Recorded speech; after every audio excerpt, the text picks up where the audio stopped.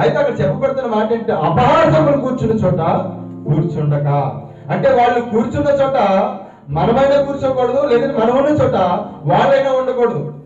యేసుక్రీస్తు కూడా ఏం చేశారంటే అపహసించారు కాబట్టి అక్కడి నుంచి వారిని పంపించేశారు. ఎందుకంటే దేవుడు ఒక కార్యాన్ని చేయడం కొరకు ఏదైనా చేస్తాడు.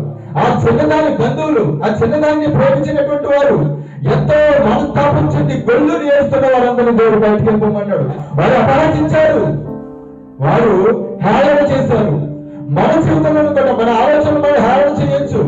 మన జీవితంలో కూడా మన యొక్క పరిస్థితులు మనల్ని హేళన చేయొచ్చు. నువ్వు పైకి లేకగలవా? నీ వల్ల అవుతాడా? నీకు ఎవరి సహాయం లేదు కదా, నీ జీవితాన్ని ముగించేసుకో, ఎందుకు వచ్చింది ఈ బ్రతుకు, నీకు ఎవరు తోడుంటారు, నువ్వు పెట్టినోడు నీ మీద తెగబడ్డారు కదా అని చెప్పి మన ఆలోచనలు మనల్ని హేళన చేస్తూ ఉంటాయి. దేవుడు ఏం చేస్తాడు తెలుసా? ఆరాధనలోను ప్రార్థనలోను మనం హృదయపూర్వకంగా మనం పాల్గొన్నప్పుడు ఆ ఆలోచనలన్నింటినీ బయటికి పంపించేసి మనకి దేవుడు కార్యం చేస్తారు. దేవుడు స్తోత్రం చెప్తాడు.